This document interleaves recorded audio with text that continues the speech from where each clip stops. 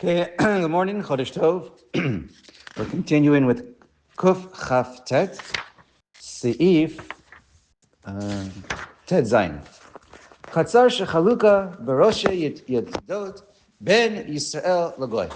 So basically you have two adjacent fields, or a field that's been divided in half. Half of it is owned by the Jew, half of it's owned by the non-Jew. Af al pi shechaviot betuchot omdot samuch lechelko shel goy. Even though you have barrels of wine that are open right next to the goy's non-Jew's property, toch pishut yada, even if it's in hand's reach, mutarot, that wine stays mutar. Right? There's access from one yard to another. There's no fence in between. You have these little short studs or something where you, to show that there's a demarcation on whose property it is. But you can reach over from one to another. The halacha is, it doesn't osir, because again, there's a mirtas. There's an assumption that the goy is afraid he's going to get caught. He knows he's not allowed to reach over. It's not his wine, it's not his property, so he's not going to do it. V'chein, im haya gago shel Yisrael l'mala migago shel goy, v'chalukim b'tidot meniach shav yeno, af al pi sheyado magad sham. Same thing, if you have two roofs, right? Two homes, two roofs that are adjoined to another, right? They can reach over from one to another, but you have a little bit of a demarcation to know whose is the goy's property, who's the non-Jew's property, and you don't have to worry that someone's going to reach over. And therefore the wine stays mutter. Okay, Yud Zayin. Chavit shel yayin shetzafa b'nahar. Now you have a barrel of wine, and it's full of wine, and it's floating down the river. V'nimtze keneged ir sheruba Yisrael. And it's right next to, it's outside, but it's right next to the Jews' city. So then we say like this. Right, this is going to be the issue of Rov and Karov. Normally when it's Rov and Karov, you go after Rov, the majority. That takes precedence even though it's near something. We see with Teshach, it matters a little bit, and we saw this before, I think it was Seif Yud Aleph. If you're inside the Shchuna, if you're inside of a house, so then you will generally go after Karov. Again, every case Lagufo, but generally go after Karov because you're in the place. But here you're right outside the city. So let's keep reading. Imish banar mikshalot v'seker agme mayim. Basically, along the river, you have, I don't know what they're called in the water, some kind of roadblocks. But sluice gates? Could be. Anyway, you have something along the river that's blocking it. Right. It could be, yeah, but it has to be to stop the barrels. So if you have something that's going to stop the flow of the barrel, so it's not likely to go from along the river from next to one city to another city. It's not going to travel. So then you assume it stays next to the Ir Sharuba Yisrael. That's the case. Shayuma Milim Otam, that they used to have these, again, river blocks, road blocks. Ilu ba mimakom ached mutaros. So we say it's mutter. She'ein litlot elavir shenimtzet kenegda. Because it has these blocks, so it's not likely for the chavit just to easily flow from one city to another down the river. So we say it's mistama, it's next to the one that it's next to. Ein banar seker agmeit mayim. But if there's no kind of blocks whatsoever, so and it freely flows down the river, then asura, then the chavit would be asur, because maybe it came from the non-Jewish town. Because sh'anu tolimota birov asvivot shehim goyim.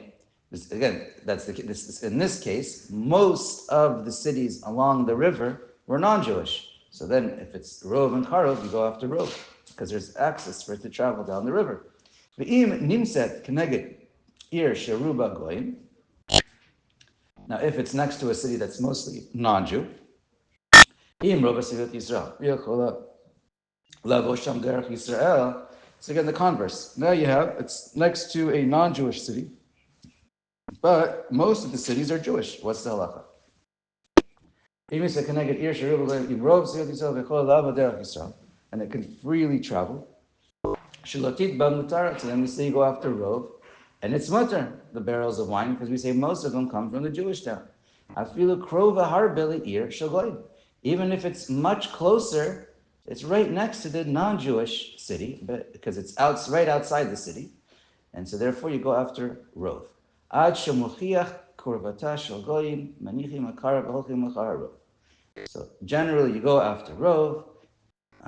Okay, unless it's so close that it's going to be so muchach. Like if it's from inside the city, we say. The imlav, if not, hayayin aser. But if not, it can't freely travel, let's say, down the river. So you have to only go by what's karov. In our case, our last case was the karov was non-Jewish. So then aser behana. So then the wine is aser even behana. Kankan hu shel motza.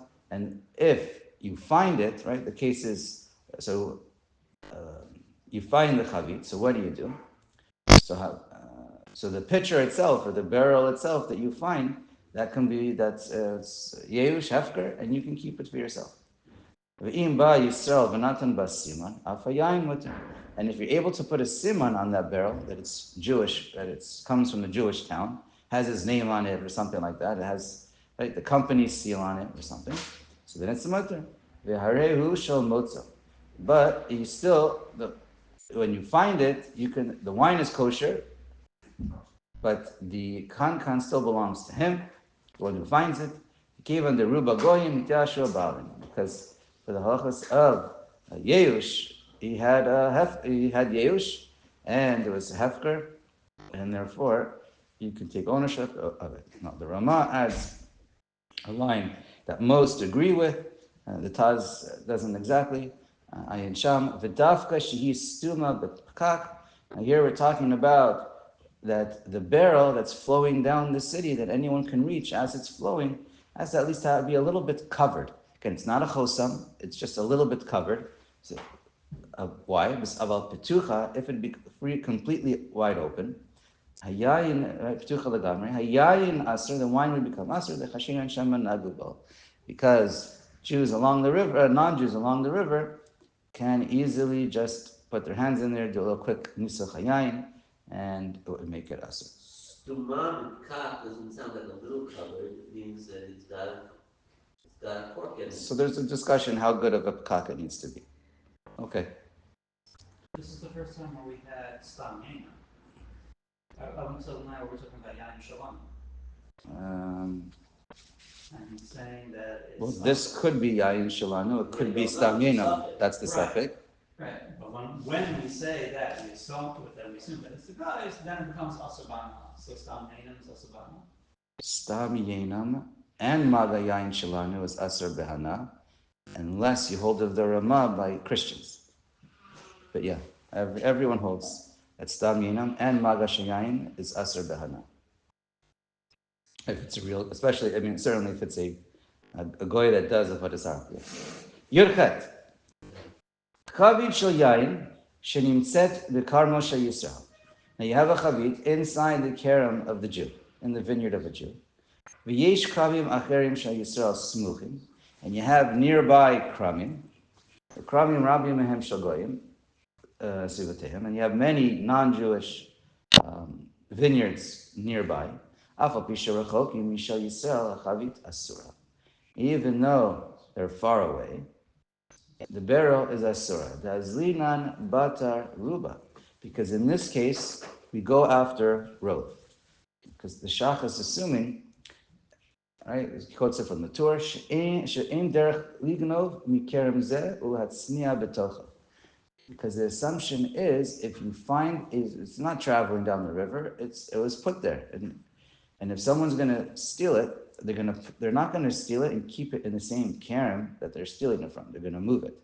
So therefore, it has the din of traveling from one kerem to another, and therefore you don't go by where it is; you go by the whole neighborhood, because the assumption is it would be traveling anywhere within the different vineyards. So then, in such a case, when there's an umdana that it's going to be, it could be mitzaref, all of the neighboring vineyards, it could be in any one of them, so then you go after rov.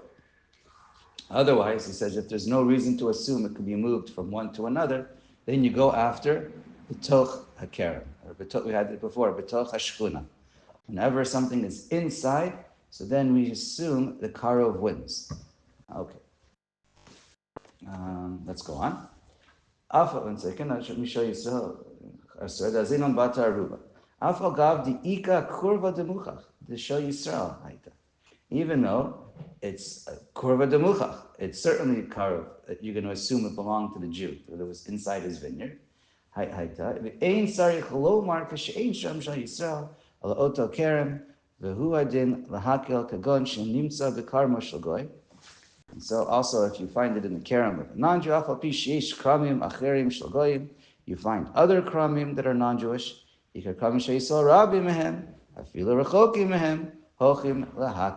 So the converse is also mutter. You go after, if you assume it's going to be traveling, or to be, if it's, you have an assumption that maybe it came from any one of the vineyards, so then you go after Rove. And if the Rove is Jewish vineyards, then even though you found it in the non-Jewish vineyard, you go after Rove. Vehu sheoshevet bein harim she'eno ma'avar le'ovrei drachim. Now this is if you're off to the side, between the mountains, where there's not a major road where people are, or there's non-Jew people traveling. Halav hachi, because if it would be where along where people are traveling, right? We're assuming it's not locked up in a fence inside a warehouse. It's a thoroughfare where people can travel right along it. So then we don't say what we said until now. You don't go by the majority of the city, the vineyards. You go after the majority of the Ovrei Drachim. So therefore, Asura, it would make the one. It doesn't matter in both cases, the previous cases, regardless of the situation, since the wine is opened by the ma'av, by the travel roads, so then it's asura shirov over drachim goyim him. So again, it obviously depends where you live, but in most cities in the world, there'd be mostly goyim versus Jews, and so therefore it'd be asur in those places. How far do you include that area in which you do I don't know. the Shchedun row? I don't know. Well, each case legufo, but okay, v'shema mehem nafal v'hane mili. Okay, so because we say maybe this chavit that you found, it's not from one of the vineyards. This one that you found along the road, right next to the road, it may have been from one of these people traveling, and they're the majority. V'hane mili big bakbuk. Now that's talking about a bottle that people travel with. But if you're actually talking about a real big barrel, well, people traveling when they're on a road trip don't take large barrels, they take bottles. So again, it's all based on what makes sense, what the Metzias is of what robe is. Okay, let's do one or two more. Yotet. Nodot yain. Shenimtzu mushlachim b'derech. Now you find these canteens, these leather canteens of wine, and they're on the road. Imrov shochay yain Yisrael mutarim, imhim nodot gedolot. So if these canteens that you're going to find lying around on the road, if it's usually belonging to a Jew, so then it's mutter. And that's if they're big ones. But if it's little ones, again, we're talking about traveling. So you're on the road, and if these little tiny bottles, a beer bottle or something, whatever, maybe a wine bottle, something that people normally take with them, so then you have to worry maybe it belonged to a non-Jew. So asurim she'anu tolim behem sherubam goyim, because the majority goes after the goyim. V'im hayu gedolim uktanim mutarim. Now again, it's hard for us to relate exactly what it's talking about. But what? Mutarim kulam. So both the big ones and the small ones are mutar, because they would travel with these leather canteens with wine in them. שהגדולים מוכיחים על הקטנים, שהם משופכי יין, והרי רובם ישראל, והקטנים להכריע המסה באו. Because when they would travel with them, they would carry them, and they would be balanced. That's how the Taz also explains. They would travel with them, and you want them to be balanced so it doesn't fall off what you're carrying them in. So you would add little ktanim next to the big ones. So I guess they're traveling. So if And we're talking about most of them are. So if the case is most of the big ones, even if you're not sure about the big ones, but because it has the little ones, no. You are sure. Right.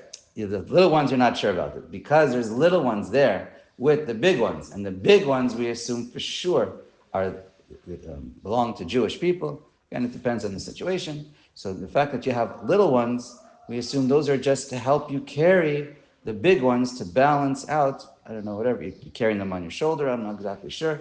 However, you're carrying them, you want it to be balanced. So therefore, the little ones are not there because they're going traveling with them. It's because they were there on purpose to help carry the big ones, and the big ones we assume belong to the Jew. And they're basically empty now. It's a question about using the empty container. I don't know. I'm not sure why. Big ones belong to Jews? Because it's according to The this. case is. Israel.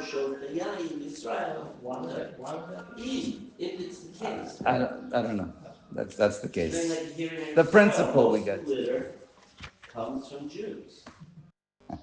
Okay. Should we do one more or stop? Kaf. Maybe let's try to make this quick. Yisrael sheishlo yain beotzar shelo. A Jew has wine in his own otzar. Patach otzar sagur b'mafteach echad, and he opens it up. Umatza petach patuach.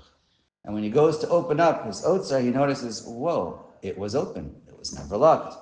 V'goy echad moshe shehu patcho lishov mayim mibor shebeotzar kedei livnot beito umater. And then after you open it up and you realize it was never locked, Goy sees this, he walks over to you and says, oh, by the way, I was walking around inside your otzar. You left it open. So I went in there. I needed some water. I took some water. And so the halacha is the wine is mutter. Because he didn't break in. So he didn't break in. So the assumption is two things. Number one, you don't have to believe him that he was there. Right? They have no nemanis. You could just say, I don't believe you that you were there. So therefore it's kosher. You could assume he wasn't there. Also, we're assuming that even if he was there, he's going to have a mirtas because he knows you're going to walk in any second, and there's a mirtas that he's going to be caught touching your wine. Haga, Baal Habayit shamar shulchato lachin hashulchan umatza yain al hashulchan, v'shulchato hagoy omeret shelacha yain mimartefo shabo yain harbe, yain shebemartef shar. In hagoya ne'emenet. So here also you you ask your maidservant, your waitress, whatever, to help, who helps you, and you tell her to set up the table with wine. And she goes, by the way, I was walking around your martef, your cellar, your basement, wherever, your cellar where you have all your wine. So the halacha is you don't have to believe that she went in there. And therefore it's mutter. And you can say she got the wine from somewhere else, not from your cellar. But the wine on the table is asa. But if you recognize that bottle, it's your bottle. It came from your market. Even the way that bottle's also. No, it's in the bottle sealed. Right, because she touched it there, I guess. Okay? וכן באחה שתמנה מפתח מרתף שלה, מפתח מרתף שלה, ולא מצא במקומה, also ומצא כד יין טמון בתבן, ואמרה ששפחה גויה שהיא לקחה, היין מן היין שבמרתף, שרי, ואין השפחה נאמנת. Basically, any case where she's telling you that she went into your martef, you don't have to believe her. אבל גנבים שנכנסו למרתף.